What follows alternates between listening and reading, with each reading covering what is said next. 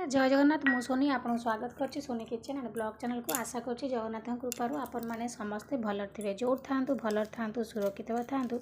Video को fast to last जाए देखुथे। जदि पसंद आसला गोटे लाइक करेंगे, फ्रेंड सहित शेयर करेंगे। आ चैनल जदि नुआ अच्छा चैनल गोटे सब्सक्राइब करने तो डेरी न करी चैनल स्टार्ट करवा। आज टिप्स अच्छी आपणकर बेली फैट को आपन केमती कमेबे 100% काम करिवो। ए जो रेमेडी मैं आपको देखेबी। तो प्रथम देखो गोटे अनियन नहीं जावा, तार चोपा जाक काढ़ नवा, स्किन जाक भल भाव में काढ़ी ने।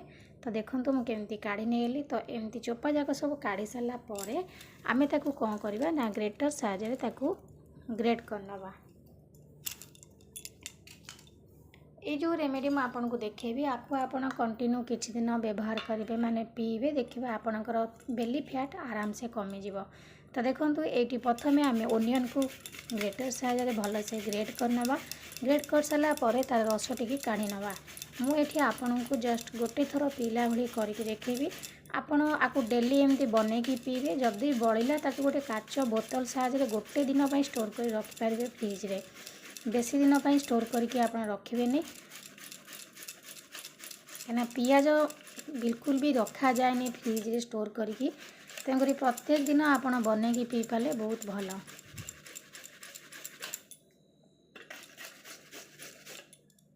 मोर ये ग्रेटरटा बहुत चिकन भाव में ग्रेट हम माने पूरा बाहर पेस्ट भली बाहर।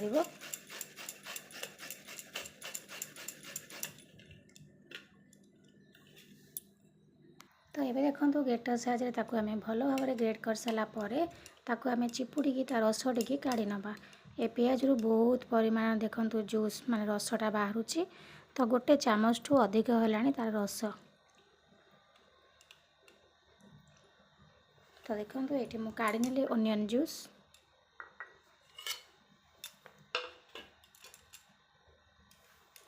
तापर देखो ये मुझे गोटे लेंबू नहीं। तो लेंबू को काटी नवा। काटिकी आम फाड़े लेंबू व्यवहार करवा। गोटे लेंबू नवानी गोटे फाड़ नवा।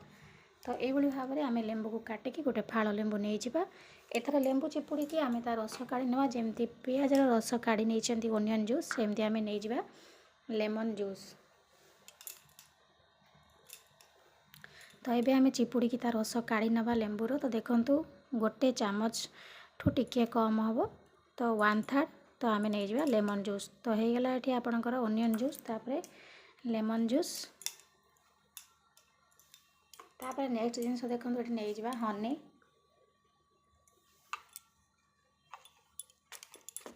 ये आपणकर बेली फैट को कमेवाई बहुत सुंदर भाव में काम कर और बढ़िया रिजल्ट आप पाइबे। तो ये आप हाफ चामच ठू टी अधिक नहीं जातु हनी। तो 3टा जाक जिनस को ये भल भाव में मिसई नि। वीडियो को बिल्कुल भी स्किप करंतुनी। तो ये 3टा जाक जिनस को मुझे भल भाव में मिसई नौची पूरा भल से मिसई ने।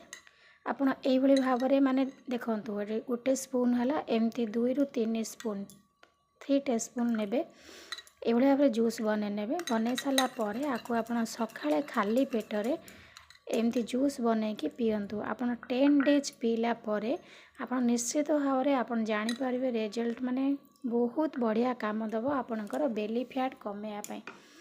तो उठला सका जो आप सका मॉर्निंग रे उठे से आप खाली पेटरे उषुम पानी प्रथम पी ने। तापर आप ये जूस बनईकी पी नियंतु।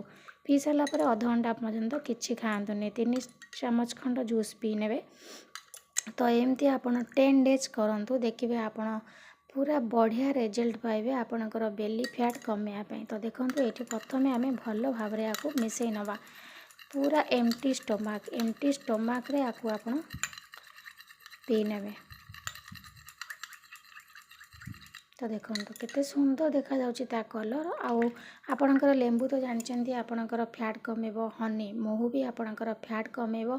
तो चर्बी बहुत बढ़िया से कमेबो बेली फैट। आजिकल समस्त पाखे माने समस्या देखा जाउची बेली फैट बहुत समस्या।